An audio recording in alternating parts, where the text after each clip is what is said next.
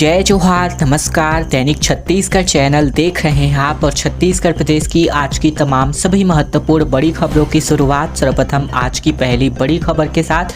छत्तीसगढ़ और झारखंड में आगामी 2 दिनों के अंदर आंधी तूफान के साथ भारी बारिश का अलर्ट जारी हुआ है, जबकि पलामू में बिजली गिरने से 4 लोगों की जान चली गई है। छत्तीसगढ़ में मौसम खराब होने वाला है। मौसम विज्ञान विभाग ने दोनों राज्यों के लिए 20 और 22 सितंबर को आंधी तूफान के साथ भारी बारिश की चेतावनी जारी की है।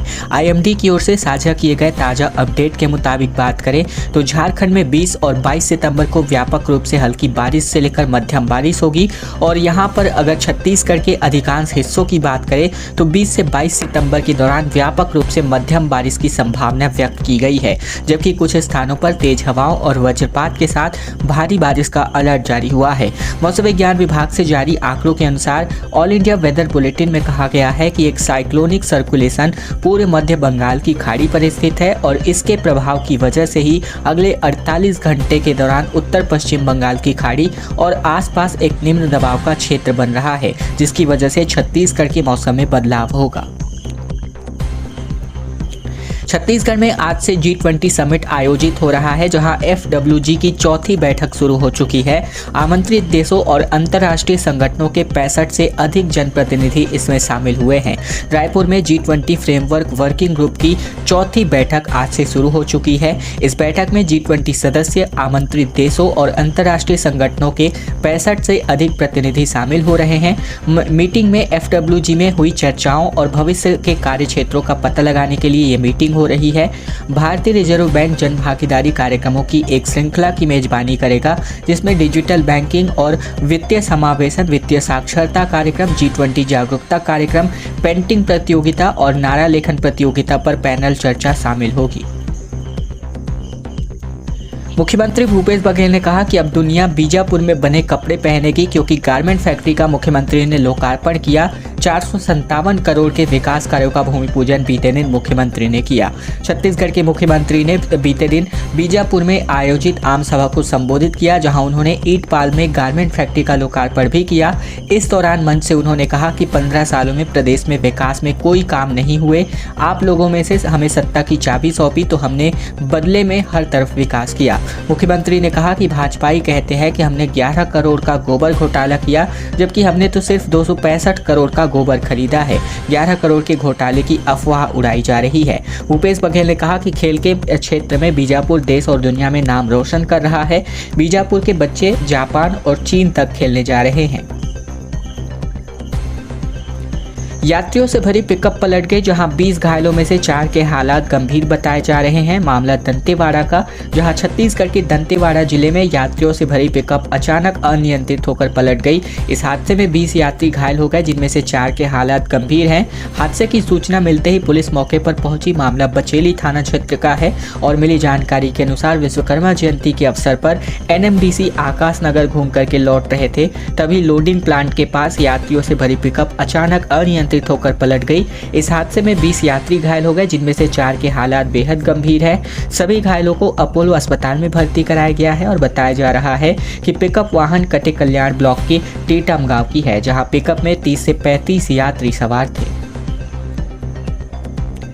कांग्रेस के एक और MLA का वीडियो अब सोशल मीडिया पर वायरल हो रहा है, जहां काम दिलाने को लेकर के बातचीत और नोट गिनते शख्स देखा जा सकता है। मोहित करकट्टा ने इसको साजिश करार दिया है।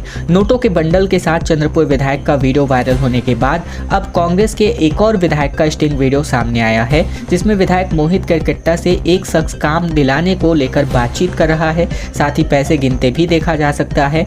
मोहित करकट्टा पाली तानाखार विधानसभा क्षेत्र के विधायक हैं, जिनका वीडियो पूर्व मंत्री अजय चंद्राकर ने अपने ट्विटर अकाउंट पर पोस्ट किया है। उन्होंने लिखा है कि अवैध वसूली करते अगर किसी भी नेता विधायक की कोई खबर सामने आए तो समझ जाइएगा कि नेता कांग्रेसी है। इसके पहले एक दिन पहले ही चंद्रपुर विधायक रामकुमार यादव का भी एक वीडियो सोशल मीडिया पर वायरल हुआ था, जिसमें वह नोटों के बंडल के साथ दिखाई दे रहे थे। हालांकि उन्होंने इस पर कहा है कि मैंने तो पैसे की तरफ देखा भी नहीं। बीजेपी पहले भी मेरे खिलाफ साजिश कर चुकी है। और अब खबर आ रही है रायगढ़ वालों के लिए बड़ी सौगात के रूप में, क्योंकि जिला अस्पताल में हमर लैब की सुविधा मिलने वाली है। दरअसल छत्तीसगढ़ के रायगढ़ जिला अस्पताल में हमर लैब खुलने वाला है। स्थल चयन और बाकी प्रक्रिया पूरी कर ली गई है। जल्द ही बिल्डिंग बनाए जाने का काम शुरू होगा। अस्पताल के मुख्य द्वार के पास खाली पड़े पार्किंग एरिया को इसके लिए चयनित किया गया है। लैब खुल जाने की वजह से 120 तरह की जाँच मरीज फ्री में करा सकते हैं। अभी तरह तरह के जाँच कराने के लिए मरीजों को प्राइवेट लैब के चक्कर काटने पड़ते हैं, जहां हजारों रुपए खर्च होता है। इसके लिए स्टाफ की भी नियुक्ति विभाग को करना होगा। स्वास्थ्य सुविधाओं में विस्तार करते हुए सरकार ने प्रदेश में हमर लैब की शुरुआत की है। राजधानी रायपुर में सेवा शुरू हो चुकी है, जिसका विस्तार करते हुए रायगढ़ में भी अब हमर लैब खोला जाना प्रस्तावित है। जिला अस्पताल को इसके लिए चुना गया है और जिला अस्पताल के मुख्य द्वार के बाद इसके लिए बिल्डिंग तैयार किया जाएगा। छत्तीसगढ़ से होकर गुजरने वाली 24 यात्री ट्रेनों को एक बार फिर से रेलवे ने कैंसिल कर दिया है, जिनमें 19 सितंबर से 6 अक्टूबर तक ये गाड़ियां नहीं चलेंगी। न्यू कटनी स्टेशन में इंटरलॉकिंग का काम इस बार बहाना दिया गया है। रेलवे ने छत्तीसगढ़ से होकर चलने वाली कटनी रूट पर चलने वाली 24 ट्रेनों को कैंसिल कर दिया है। इस बार पश्चिम मध्य रेलवे के जबलपुर मंडल के न्यू कटनी स्टेशन में यार्ड रिमॉडलिंग एवं इलेक्ट्रॉनिक इंटरलॉकिंग का काम होगा, जिसकी वजह से 19 सितंबर से 6 अक्टूबर तक अलग अलग तिथियों में गाड़ियों का संचालन नहीं होगा। लगातार ट्रेनों के कैंसिलेशन के चलते यात्रियों की परेशानियां बढ़ गई हैं, लेकिन यात्री सुविधाओं के नाम पर रेलवे ने कोई भी वैकल्पिक व्यवस्था नहीं की है। रेल प्रशासन का कहना है कि इंफ्रास्ट्रक्चर डेवलपमेंट का काम तेजी से चल रहा है, जिसके कारण यात्री ट्रेनों का परिचालन प्रभावित हो रहा है। छत्तीसगढ़ में प्रधानमंत्री विश्वकर्मा योजना की शुरुआत हो चुकी है, जहां केंद्रीय मंत्री रेणुका सिंह ने इसकी शुरुआत की है। इसके लिए आप पंजीयन कर सकते हैं। छत्तीसगढ़ में रविवार को प्रधानमंत्री विश्वकर्मा योजना की शुरुआत की गई, जहां भारतीय जनजाति सहकारी विपणन विकास महासंघ यानी कि ट्राइफेड रायपुर के संयोजन के कार्यक्रम में ये आयोजन हुआ, जहां केंद्रीय जनजाति कार्य राज्य मंत्री रेणुका सिंह ने कहा कि हमने पारंपरिक कामों को छोड़ दिया है और उन पारंपरिक कामों को बढ़ावा देने के लिए ही पीएम विश्वकर्मा योजना की शुरुआत हो रही है। परंपरागत शिल्प को बढ़ावा देने के लिए भारत सरकार ने 13 करोड़ रुपए के बजट के साथ प्रधानमंत्री 13,000 करोड़ रुपए के बजट के साथ प्रधानमंत्री विश्वकर्मा योजना की शुरुआत की है और इस योजना के लिए पंजीयन की शुरुआत भी हो चुकी है। रेणुका सिंह ने कहा कि प्रधानमंत्री मोदी देश के शिल्पकारों और कारीगरों को सशक्त बनाने के लिए लगातार काम कर रहे हैं। शिल्पकारों और कारीगरों का सम्मान न सिर्फ बढ़ेगा, जबकि इस योजना से उनकी आजीविका के अवसर भी बढ़ेंगे और उनका भविष्य उज्जवल होगा। उत्तर प्रदेश के उप मुख्यमंत्री डिप्टी सीएम इन्होंने कहा कि कांग्रेस का चरित्र CCC वाला है। बीजेपी की परिवर्तन यात्रा में पहुंचे मौर्य, जिन्होंने कहा कि छत्तीसगढ़ में छापे पड़े तो अब कांग्रेसिया बिलबिला रहे हैं। यूपी के डिप्टी सीएम केशव प्रसाद मौर्य ने कहा कि छत्तीसगढ़ की कांग्रेस सरकार कमीशनखोरी और भ्रष्टाचार में लिप्त है। यहाँ भ्रष्टाचारियों के यहाँ छापे पड़े तो सरकार में बैठे लोग बिलबिला रहे हैं। छापे की जरूरत नहीं पड़नी चाहिए, ऐसी कर्म करो। छत्तीसगढ़ में कोल स्कैम हो रहा है, गोबर खरीदी में घोटाले हो रहे हैं। कांग्रेसियों की कमेटी बनाकर गोबर खरीदी में घोटाला किया जा रहा है। कांग्रेस का चरित्र CCC यानी कि कमीशन, करप्शन और क्राइम वाला रहा है। ये बातें केशव प्रसाद मौर्य ने कही, जो कि परिवर्तन यात्रा में भाजपा के शामिल होने आए थे। छात्रावास में पानी की समस्या को लेकर के आधी रात को धरने पर बैठ गए छात्र, जहां पर इन्होंने कुलपति से अपना इस्तीफा मांगा। कुशाभाऊ ठाकरे पत्रकारिता विश्वविद्यालय के छात्र आधी रात को धरने पर बैठ गए और कुलपति के खिलाफ मोर्चा खोल दिया। आखिर इन छात्रों को बेबस होकर धरने पर क्यों बैठना पड़ गया? विश्वविद्यालय के कुलपति से ऐसे भी क्या नाराजगी जो मुरादाबाद के तक नारे लगा दिए गए। दरअसल बात करें तो यहाँ विश्वविद्यालय के द्वारका प्रसाद चौबे छात्रावास हफ्ते भर से पानी की समस्या से जूझ रहे हैं। जानकारी होने के बावजूद जिम्मेदार कुलपति अब तक सुध लेने नहीं पहुंचे, जिससे परेशान होकर आधी रात को पानी की समस्या की वजह से कई छात्र बाल्टी लेकर के धरने पर बैठे नजर आए और मुर्दाबाद के यहाँ पर नारे तक लगा दिए गए। भाजपा की परिवर्तन यात्रा में शामिल होने के लिए असम के मुख्यमंत्री हेमंत बिस्वा शर्मा आने वाले हैं।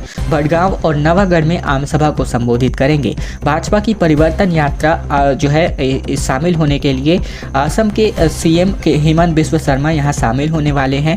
सीएम शर्मा मंगलवार सुबह 10:30 बजे हवाई जहाज से रायपुर एयरपोर्ट पहुंचेंगे, जहां वे सूरजपुर जिले के भटगांव विधानसभा में आयोजित परिवर्तन यात्रा में शिरकत करेंगे और आम सभा को संबोधित करेंगे। हेमंत बिस्वा शर्मा भटगांव से नवागढ़ जिला बेमेतरा जाएंगे, वहां से आम सभा को संबोधित करने के बाद शाम 5 बजे रायपुर लौटेंगे और भाजपा कार्यालय में रात्रि विश्राम करेंगे। सुबह रायपुर से गुवाहाटी के लिए भी रवाना होंगे।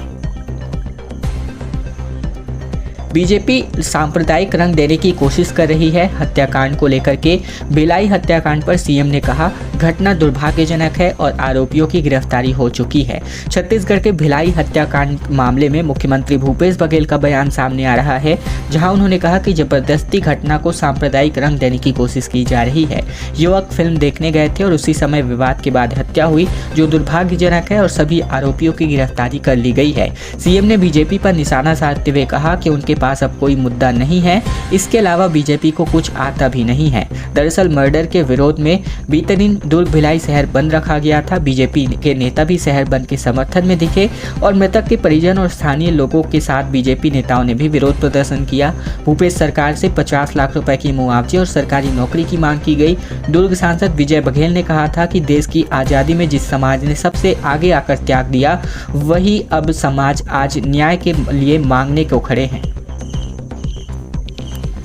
मलकीत सिंह हत्याकांड में अब सुलह हो चुकी है। पीड़ित परिवार को 10 लाख रुपए मुआवजे मिल चुके हैं। दरअसल मलकीत सिंह हत्याकांड में खुर्सीपार थाना के सामने 58 घंटे तक चले लगातार प्रदर्शन के बाद आखिरकार सुलह हो गई। सिख समाज, परिवार व जिला प्रशासन की मौजूदगी में चर्चा हुई। अंत में तय हुआ कि पीड़ित परिवार को 10 लाख रुपए मुआवजे के तौर पर दिए जाएंगे। इसके अलावा परिवार के एक सदस्य को आत्मानंद इंग्लिश मीडियम स्कूल में संविदा पद पर नौकरी व बच्चों को मुफ्त शिक्षा दी जाएगी। परिवार के राजी हो जाने के बाद खुर्सीपार थाना के सामने चल रहा प्रदर्शन भी समाप्त हो गया। मलकीत सिंह हत्याकांड को लेकर के बीते दिन सिख समाज ने बंद का आह्वान किया था। इसका असर खुर्सीपार समेत भिलाई समेत पूरे जगहों पर देखने को मिला। पावर हाउस, आकाशगंगा और सुपेला में भी दुकानें दोपहर तक बंद रखी गई। भारतीय जनता पार्टी ने भी इस बंद का समर्थन किया। इसी तरह steel city of chamber Bhilai से भी पीड़ित परिवार की मांग के हक में खड़े नजर आए। बीजेपी घोषणा पत्र समिति की बैठक संपन्न हो चुकी है, जहां विजय बघेल के नेतृत्व में विभागवार 15 उप समितियों का गठन किया गया है। छत्तीसगढ़ बीजेपी घोषणा पत्र समिति की बैठक कुशाभाऊ ठाकरे परिसर में आयोजित की गई, जहां प्रदेश संयोजक विजय बघेल के नेतृत्व में इस बैठक का आयोजन हुआ। बैठक में समिति के कार्यों की समीक्षा की गई, साथ ही समिति के कार्यों का विस्तार भी किया गया। बैठक में घोषणा पत्र समिति को विस्तार देते हुए विभागवार 15 उप समितियां बनाई गई है। समिति के सदस्य सचिव पंकज झा होंगे। बैठक में घोषणा पत्र समिति में डॉक्टर सलीम राज को नए सदस्य के रूप में और समिति के प्रचार प्रसार, तकनीकी सहायता इत्यादि के रूप में प्रदेश सह मीडिया प्रभारी अनुराग अग्रवाल, सोशल मीडिया संयोजक सोमेश पांडे, IT विभाग सुनील पिल्लई को दायित्व दिया गया है। 15 उप समितियां पूरे प्रदेश में प्रवास कर 90 विधानसभा में विषयवार आम जनता से सुझाव प्राप्त करेंगे। प्रधानमंत्री मोदी के नए संसद भवन से छत्तीसगढ़ के बारे में इन्होंने कहा कि आज भी जब 2 राज्यों के बारे में बात होती है तो छत्तीसगढ़ और मध्य प्रदेश का नाम आता है। दरअसल संसद और 5 दिवसीय विशेष सत्र का आगाज शुरू हो चुका है संसद में, जहां सत्र की शुरुआत में प्रधानमंत्री नरेंद्र मोदी के संबोधन से किया गया। प्रधानमंत्री ने अपने संबोधन में कई अहम मुद्दे पर बातचीत की, जहां उन्होंने पुरानी संसद के इतिहास और उससे जुड़ी महत्वपूर्ण घटनाओं का भी जिक्र किया। इसके अलावा उन्होंने पुरानी संसद से जुड़ी कई यादों को भी नए संसद के सामने रखा।